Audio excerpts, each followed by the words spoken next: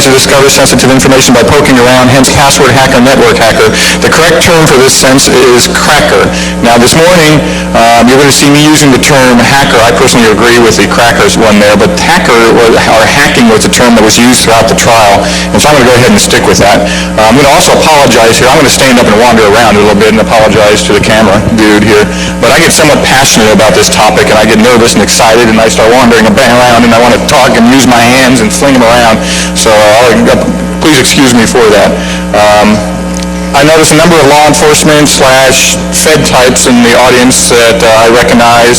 I welcome you folks. I want to say, almost as a caveat before I get started, to say I am not anti-government. For heaven's sakes, I worked for the Air Force for 19 years, 13 of which I was involved in computer security in one way, shape, or form, including my dissertation topic, which was on the subject of intrusion detection.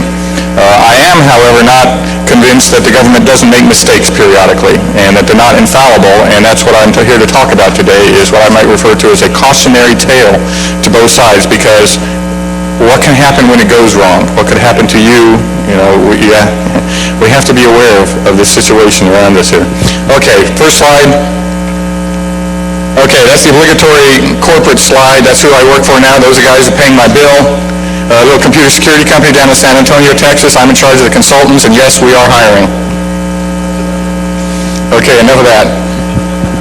The case I'm going to talk about was kind of an interesting one. This is one where it was billed as the first of its kind in the Air Force, and in fact, I think it was the first of its kind in the military, because as we all know, the military we heard yesterday in the Meet the Fed panel, you know, how many times the government gets hit daily by individuals trying to break into the government systems. But this was the first case where we had an individual in the government, a military member, who was accused of breaking into or attempting to break into systems that were owned by industries, other individuals, using equipment that was owned by the government. So we have a member inside the military and using government resources to break into other people's computer systems. So it was the first one of its kind in that sense. He was accused of hacking, there's that term again, into at least 3 different companies. There are a number of other companies that they suspected, but there was really only what they refer to or considered evidence for potentially 3 of them. Possible 17-year sentence in Leavenworth. We're talking, you know, real honest goodness Leavenworth time here, folks. That's including the actual jail time based on the Title 18 U.S. Code 1030, you know, the whole thing, as well as other UCMJ or military justice system kind of fun stuff that the kid was facing. The evidence, what they had as evidence, notice that's in quotation marks there, was basically 2 failed login attempts that tied the cadet to one of the systems. The individual attempted to gain access to 2 accounts, which are unauthorized accounts. We'll get into that discussion in a little while, but that's what they had. That showed, and they were able to trace that back to the cadet, and by the way, he admitted to doing that on day 1 when the OSI came in and did the investigation and did the interview of him. He admitted to that, but we'll get to why in just a second. They saw a lot of undernet activity. The kid was doing a lot of IRC stuff on the undernet. That becomes real important in a few minutes. We'll see why. Egg Drop and Bitch X were found on both his PC, actually references to them on his PC, as well as an ISP, one of the companies that was broken into.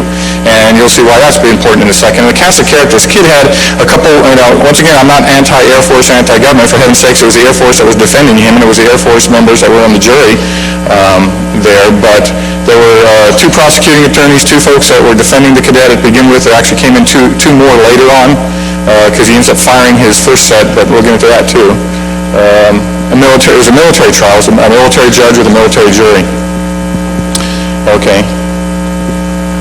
And the way it works in the military here, we have what we refer to as an Article 32 hearing, which is basically the military version of a grand jury. This is where the prosecution gets to present its case, basically, to present the evidence that they have, and an individual is supposed to be impartial, will sit there, listen to the evidence, listen to the defense, explain that evidence, and decide whether there's enough evidence to forward this or to recommend that this be forwarded to court-martial.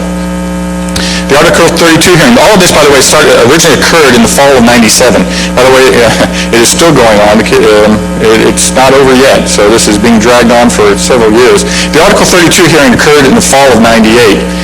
What was interesting was the day before this Article 32 hearing, there was a security briefing. Now, I got dragged into this, into the whole trial at one point because a cadet came walking into my office. At the time, I was the deputy head of the computer science department at the Air Force Academy.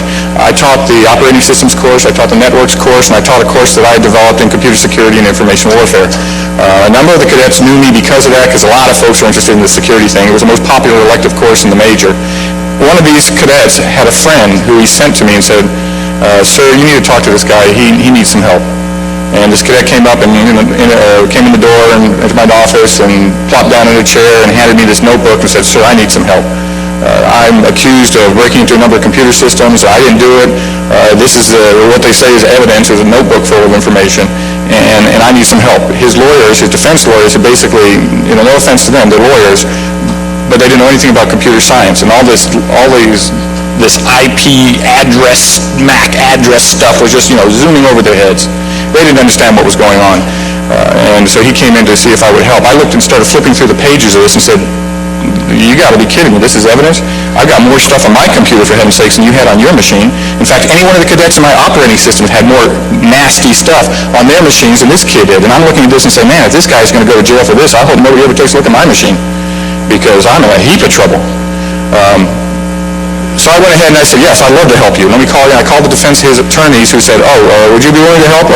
Okay, well, we'll get you appointed as a defense witness, expert witness. There were a number... the security briefing, I never got to that point. The day before the Article 32 hearing, this is great, I love this. The Article 32 hearing was supposed to occur. There was a security briefing held in the Air Force at every base, basically, where it might be considered a potential, that had a high potential for being a target, outside of the world. They have to have this annual briefing where the OSI comes in and they start talking about the threat and what's going on and what you have to watch out for. And because I required all the cadets in my operating systems class to load, and the networks class, to load Linux on their machine, and it was still connected to the network. The security folks at the Academy were worried that this provided another platform, an avenue potentially for individuals to get into the Air Force Academy network, and so they were initially not going to allow me to do that or have the cadets run Linux on their systems. I said, no, they are going to run Linux on their systems. Let's figure out a way we can do this. And so the agreement that we reached was that I would have to attend all these security meetings, and they would send me all the bulletins about securing Linux, and we would enforce and make sure the cadets implemented those patches or whatever needed to be done on their Linux boxes. And I was all for that anyway, because I'm trying to teach them security anyway. So that was the compromise that we reached.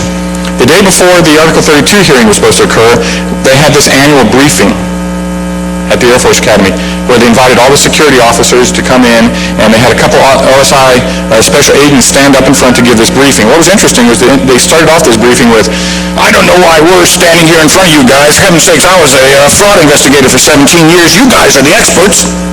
And both of them commented on, I've just been doing this for a year now. You guys are the experts. And I'm sitting here going, no, these can't be the same guys that are going to testify tomorrow. But I started taking notes, the comments that they were making throughout, this little security briefing. And sure enough, the next day, when we start presenting evidence, they introduced the OSI officers as the same two officers. This case was the first one for either one of them in computer crime.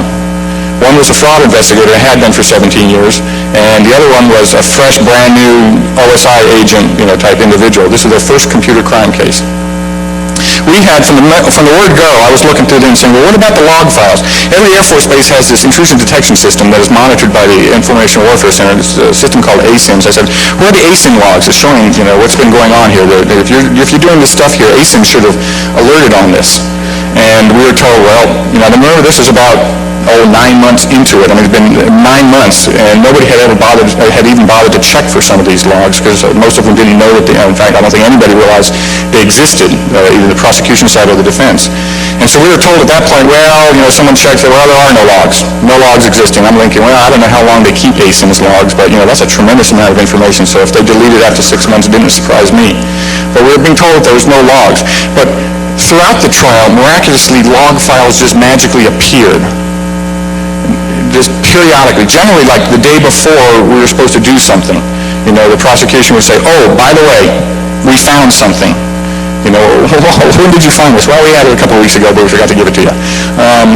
That occurred time and time again. It was getting to be, it was past being funny. It was annoying, shall we say.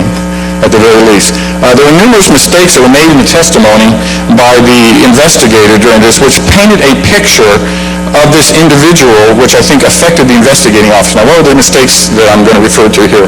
Let's take a look at some of these things. These are pretty good.